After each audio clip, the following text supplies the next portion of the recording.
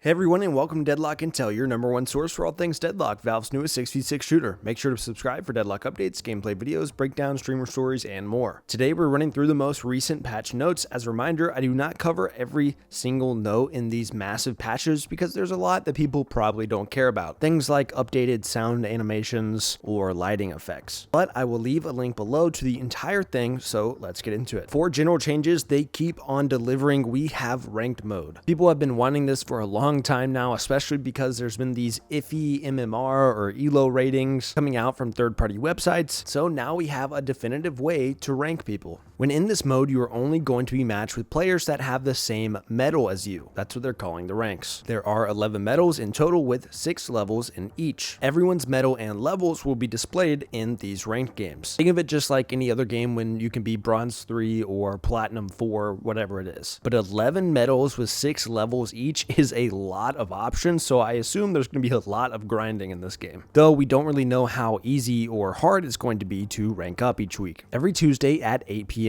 GMT time, they're going to run an algorithm that calculates everyone's performance together at the same time based on the games they played, how the opponents you played against ended up faring in subsequent games, and other variables. Because of that, medals are only going to be updated once a week to allow for analysis of a wide set of match data together at once for a more accurate review of that person's skill. I think this system is going to help a lot with the issue that other games have seen, where it's really just the people who can play the most that are always going to be the top rank. That simple method of just adding or subtracting values on a per game basis, I think just lends itself to people who can play all day long, benefiting from it the most. In order to make sure there is enough data to cross-reference with other players, you're going to have to play at least 7 games in order to be eligible to receive a rank each week. Anytime you don't have 7 games played in the previous week, your medal will be marked as undefined until you play enough and earn a new medal the following Tuesday. So it sounds like each week is a new chance to determine a new rank for yourself. In order to play ranked, you're going to have at least 50 games played overall. And if you have any behavior related restrictions like voice or text bans or abusing the report system, you're going to be unable to queue into ranked, which was a great choice that I'm sure some people are crying about right now. It is also only going to be solo queue,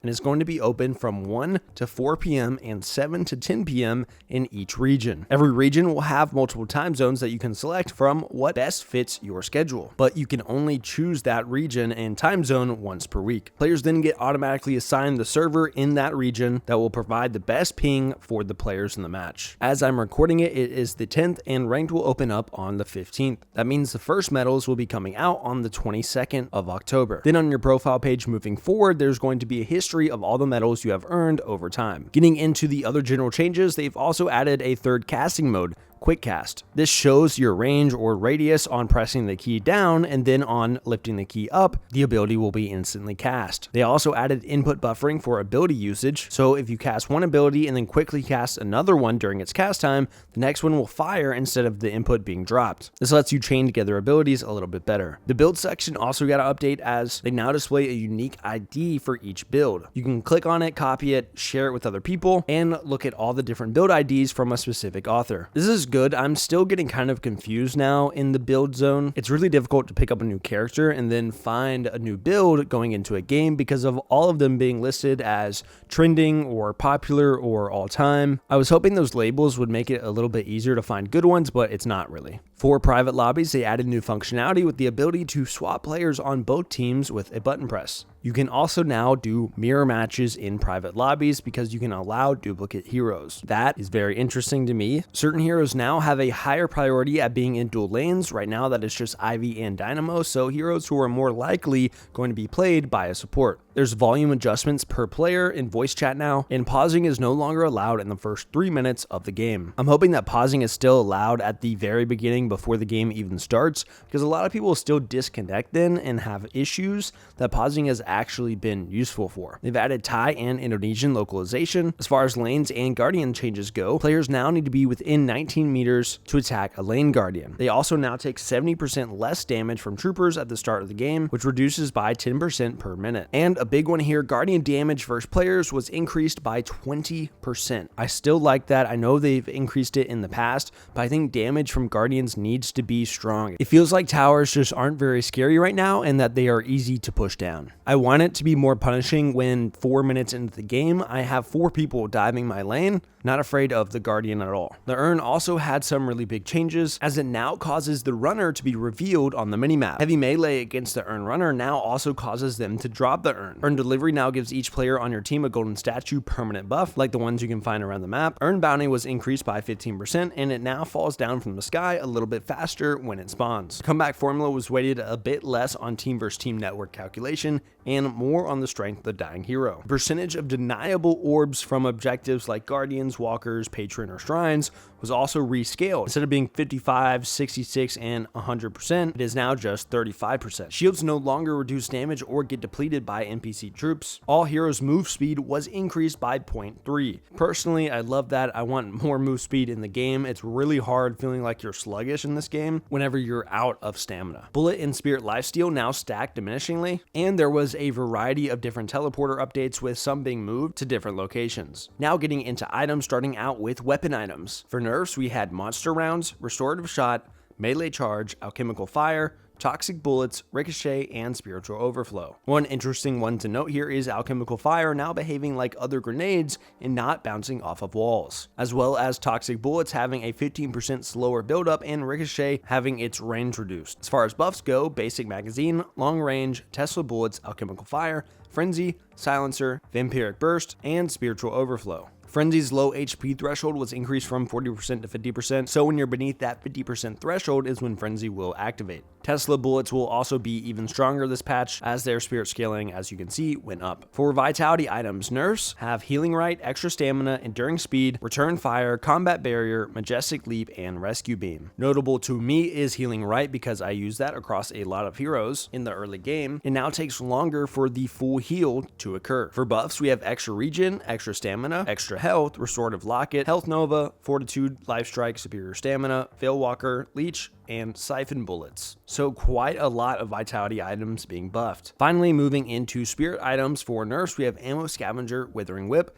Mystic Vulnerability, Slowing Hex, Improved Burst, Ethereal Shift, Torment Pulse, Escalating Exposure, Refresher, and Mystic Reverb. For Ammo Scavenger, they're basically making it so that the spirit power that you gain from the item takes longer to get. Ethereal Shift cannot be ended early anymore, and Torment Pulse no longer gets reduced with cooldown reduction. As far as buffs go, we have Extra Spirit, Ammo Scavenger, Withering Whip, Cold Front, Improved Spirit, Knockdown, and Superior Cooldown. Withering Whip overall walking away with a net buff with these changes, as you now get 100 bullet shield and a shorter cooldown. Now going into the hero section, which per usual is very beefy. For Abrams buffs, we had health per boon increased from 32 to 34, and seismic impact now allowing for some very minor movement to help nudge around small objects. As far as nerfs go, his base health was reduced from 600 to 570. Bebop was heavily nerfed this patch. As far as quote-unquote buffs go though, his sticky bomb's growth was increased from 2.5 to 4% per stack. His hyper beam duration was increased from 8 seconds to 10 seconds, and uppercut now applies a 15% fire rate slow in the landing radius for 5 seconds, which scales with spirit power. His hook range was also increased from 25 to 30 meters. Now, as far as the nerfs go, Bebop's sticky bomb now loses 2 stacks on death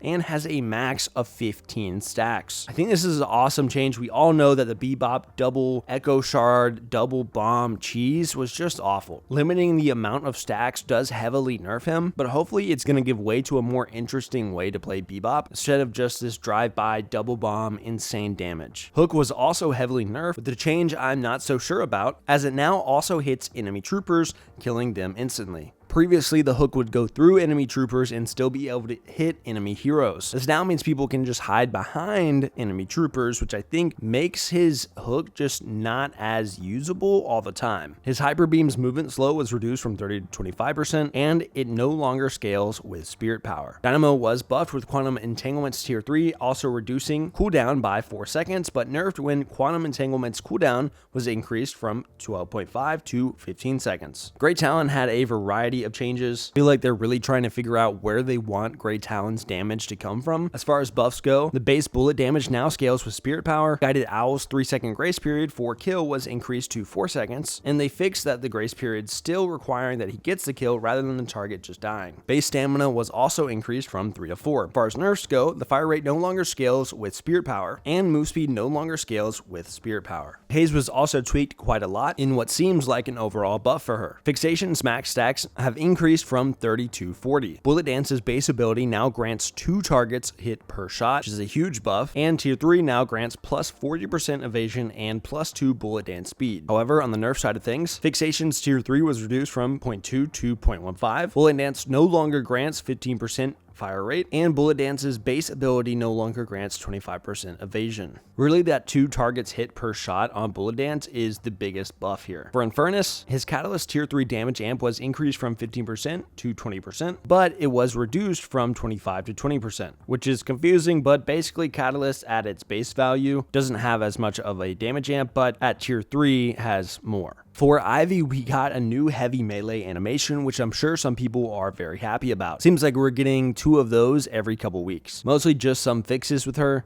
other than that, and improving the default camera position. Lady Geist actually has some interesting changes this week, as Life Drain can now be alternate casted on allied heroes to heal them instead. However, Malice's slow duration was reduced from 6 seconds to 4 seconds, and Malice's amp duration was reduced from 16 to 13 seconds. Lash was nerfed as base bullet damage was reduced from 10 to 9. Flog heal versus heroes was reduced from 80 to 70%, and flog heal versus creeps was reduced from 30 to 25%. McGinnis had a ton of tweaks, as she now has plus 15% bullet resist. Mini turret's cooldown was reduced from 30 seconds to 24 seconds. Their recharge time was reduced from 5 seconds to 3 seconds. Their cast range was increased from 15 meters to 20 meters. Their spawn time was reduced from 1 second to 0.25 seconds, and their attack delay was reduced from 0.35 seconds to 2 seconds. Heavy Mirage's radius was also increased from 4.5 to 5 meters. However, as far as nerfs go, she no longer has plus 25% spirit resist. Mini turret's tier 1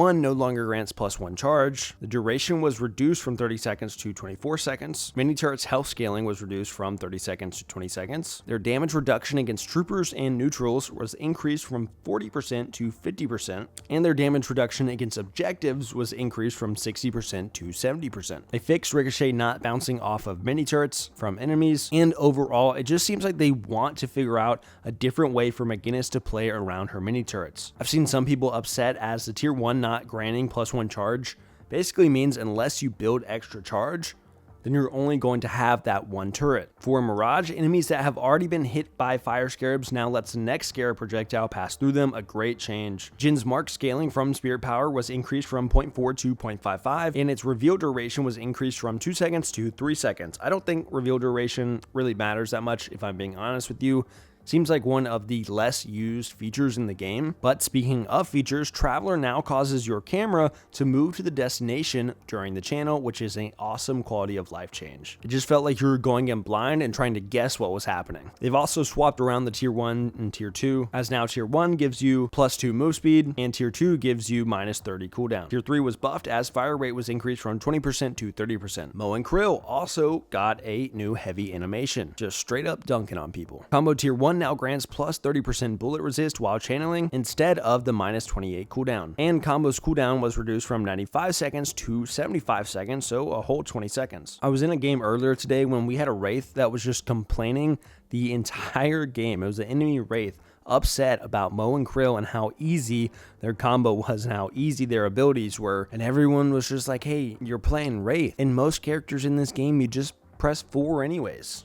Paradox had a number of changes as well, as bullet growth per boon was increased from 0.33 to 0.45. Paradoxical Swap tier 1 now reduces cooldown by 15 seconds, and tier 3 now increases range by 20 meters. Now, Pulse Grenade's radius was reduced from 7 to 6 meters, but damage amp per stack was increased from 5% to 6%. And the important part here is tier 3, though it no longer increases damage amp by 2%, now also increases the radius by 1 meter per pulse. That means these bombs can get really big. Time Wall's bullet duration was reduced from 1 second to 0.7 seconds. Paradoxical Swap's cooldown was increased from 48 to 65, and its range was reduced from 30 to 25 meters. Pocket's 3 Enchanter Satchel now shows an AoE indicator for Pocket while channeling, which helps people visualize where the damage is is going to go. Mirage's tier 3 now also increases radius by 2 meters. However, for nerfs, Shotgun's fall off start was reduced from 22 meters to 16 meters, so it's going to start falling off sooner. Enchanter's satchel damage now respects line of sight, falling in line with a lot of other things they've done. Affliction's DPS spirit scaling was reduced from 0.4 to 0.34, just a very small reduction. And Mirage's radius was reduced from 6.5 to 4.5. For 7, base region was increased from 1.5 to 3, and a great change, again, in line with a lot of other people like Vindicta, being able to move while in the air. You can now use dash while in storm cloud to adjust your position. Lightning Ball's tier 3 was increased from +1 meter to +2 meters. However, on the nerf side of things, move speed scaling with spirit power was reduced from 0.028 to 0.02, so just a 0.008 change. Shiv was just buffed as Slice and Dice spirit damage scaling was increased from 1.2 to 1.3. Slice and Dice tier 1 was improved from -3.75 seconds to -4. Rage's decay rate was reduced from 0.35 to 0.25, and Rage's buffer duration was increased from 7 seconds to 12 seconds. So the Rage doesn't decay as fast, and it takes a few more seconds before it starts decaying. Vindicta's fall off damage changes were reverted, and now fall off was increased from 58 meters to 64 meters. So her fall off range is larger. Flight tier 2 now increases flight duration by 6 seconds. As far as nerfs go, bullet damage growth per boon was reduced from 0.79 to 0.55. Flight duration no longer scales with spirit power. She no longer has -10% base bullet resist, making her squishier. Health growth per boon reduced from 20 to 15. Stakes duration was reduced from 2 to 1.75.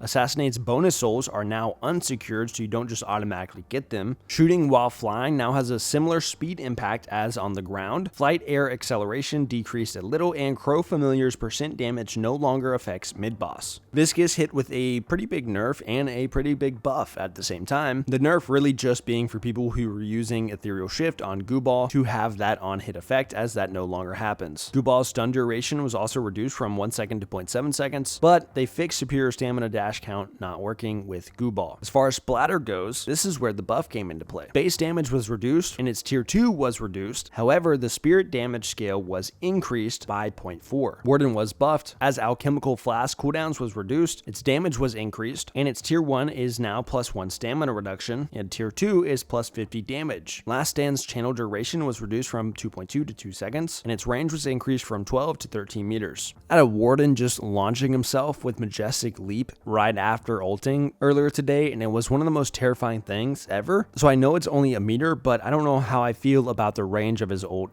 getting bigger. For Wraith, she continues to get nerfed, just a little bit tweaked back, with Card Trick's spirit scale being reduced from 1.2 to 1.1, and Card Trick's generation via melee was reduced by 50%. And finally, we have Yamato, whose one buff was Power Slash's tier 2, now also reducing cooldown by 2 seconds, but nerfs being Power Slash's cooldown was increased from 8.5 seconds to 10.5 seconds, and Shadow Transformation taking nerfs as it no longer grants you bullet and spirit resist, and its duration was reduced by 0.5 seconds. Quite a lot of changes for heroes and items per usual, guys, but a lot of exciting stuff packed into this patch. This is Deadlock Intel. We'll catch you next time.